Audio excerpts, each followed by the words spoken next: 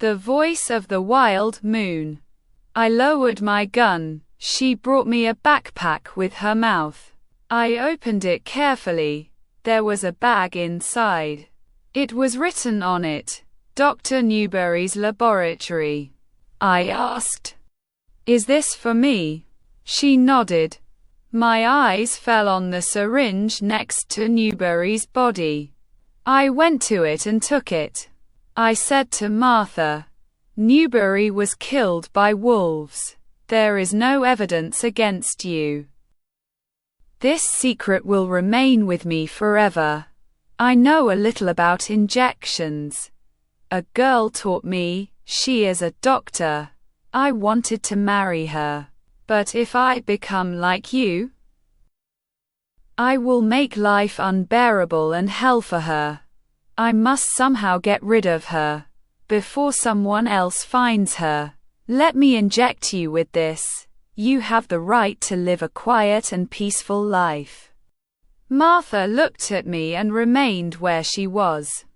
I went forward and slowly injected her.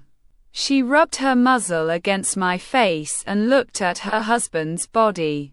I said, "I'll bury him in the public cemetery. If you like, come and see him." Martha looked in one direction and then disappeared into the bushes. John asked, "So you didn't become and gave us shelter?" I said, "Yes. But your sheltering is not because I'm a werewolf. It's not you and me. I really wanted to be with people who could accept me." Miriam asked, "You really can't become?" I rolled up the sleeve of my right hand. After a while, thick hair started to grow on it and my hand turned into wolf claws. I said, "I can do this to this extent. Like Isabella or you. Unless you or John bite me." John said, "Will this work on us too?" I replied, "Maybe." The Nobray injected me in the very first moments. However, he could not completely prevent these changes. Miriam said, "Are these healthy?" I replied, "Yes, every once in a while. Julian produces it in the laboratory, although he was suspicious of its strange ingredients. But since the vaccine does several things at once, and I asked him, he did not pursue the matter." John said, "So this is another secret you kept from Julian?" I said, "Yes. And if Isabella had not told me, I would not have told you either."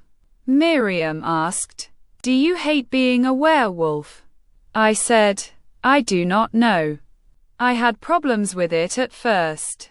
I was afraid that when I turned, Julian would see me, or that someone from the town would find out. I would lose the trust and friendship of a town. I had a lot to lose. But when I first heard the howling and barking of wolves and realized I understood everything they said, I felt happy and special. How many people in the world understand the language of wolves? Like their native language, and instead of howling and barking, I speak to them in their own language, and they understand my language, like when I talk to Kayuk or you in wolf mode. The being inside me also plays the role of a translator."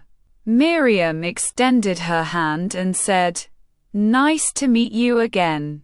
I shook her hand and said, "Me too." John said, "Yes, me too."